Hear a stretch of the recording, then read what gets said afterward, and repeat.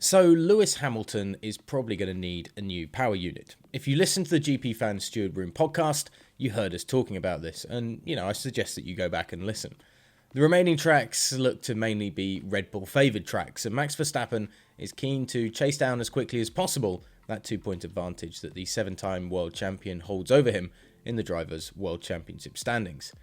Add to that the fact that Red Bull were able to change the PU on Max's car last Sunday in Russia while minimising the damage done for that big grid penalty, and Max finishing second on the podium behind Lewis. It suddenly looks a pretty good situation for the Dutch driver. He's riding around in a Red Bull with a brand spanking new PU, while Lewis is nursing his Mercedes with a power unit that's pretty much maxed out its mileage. So when, rather than if, is Lewis going to see a new power unit put in his car for the fight for the World Championship? And which of these final few races is it likely to be? Here's a rundown of the last few circuits that we're going to see this season and just where the most likely place Mercedes are going to take that potentially costly power unit grid penalty and give Lewis a chance to get a fresh burst of energy for the final run-in. Turkey. October 8th, the action resumes in Turkey, and it's possible that that's the place Mercedes take their pain. It's a circuit with plenty of overtaking in the dry. Back in 2011, the race had 79 overtakes, an F1 record. However, there may not be enough data on the state of the circuit, with of course the problems that new track surface that was put down just before last year's race caused. An added unknown into the equation might just put off the constructor from making the change here. The United States. Later next month we're in America, a venue which Hamilton hasn't won at in 3 years, but the Brit did have 4 wins in a row from 2014 to 2017. But even more important than Hamilton's comfort with the track is that it's not been one where Red Bull have thrived. Just 1 win since Formula 1 started pulling on the podium cowboy hat in Austin has gone to Red Bull. Max may have never finished outside the top 4, even in his Toro Rosso, but there are plenty of good opportunities to overtake on this track. Feels a bit like a 50-50 call that America will see a refresh for Hamilton's car. Mexico. It's a venue where Red Bull are kings. Enough said, really. Hamilton may have sealed 2 world titles south of the border, numbers 4 and 5, but Max ended up winning those races. The last time F1 hit Mexico in 2019, Verstappen set qualifying alight before a puncture ruined his race. Maybe Mercedes see this as a fortress for Red Bull and they take the hit here, much like Red Bull took theirs at a Mercedes-dominated Russian Grand Prix, but it seems unlikely compared to the 2 races prior to it. Brazil.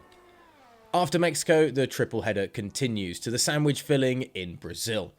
If it's not changed before Brazil, some will expect it to be done here. The track has plenty of overtaking opportunities, and you'd imagine that the unit Hamilton currently has will be on its last legs going into that week.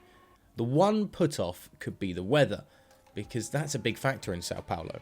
Rain can hit and hit in monsoon style, and stuck at the back behind a plethora of safety cars, yellow flags, or even a possible early abandonment wouldn't exactly be ideal for Lewis and Mercedes. If it happens here, it could very well be a last-minute decision. Qatar. Brought in like a last-minute ringer, Qatar's long straights and medium-speed corners make this a power-hungry place to drive.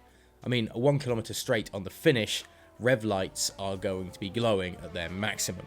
Passing, however, doesn't come too easily in Qatar, aside from that main straight, but this might be the last track on the calendar that Mercedes can do it, because it could be too little too late by this point, or the last 2 races, well, they hardly look like circuits where you want to be taking that big grid penalty. Saudi Arabia. A debut on the calendar, this is the element of the unknown. A narrow street layout isn't expected to provide a plethora of overtaking opportunities. Going into the last 2 races of the season, if the title battle is still alive, would it be smart for Mercedes to tie one arm behind Lewis's back with a big grid penalty here? The answer is probably no. You wouldn't do it in Monaco, that's for sure. Abu Dhabi. Talk about leaving it late. If a PU isn't in place by Abu Dhabi and the title battle is still being waged, we've had one hell of a run-in into the end of the season. We might as well forget all we know about Formula 1 at that point. Verstappen ended the 6-year run of Mercedes dominance last year in Abu Dhabi and overtaking isn't exactly easy. This, combined with the new bank curves and the changes to the circuit, make it a very unlikely option. Oh, and it's the last race of the season as well. This would be the last resort due to other failures if the power unit is to be changed here.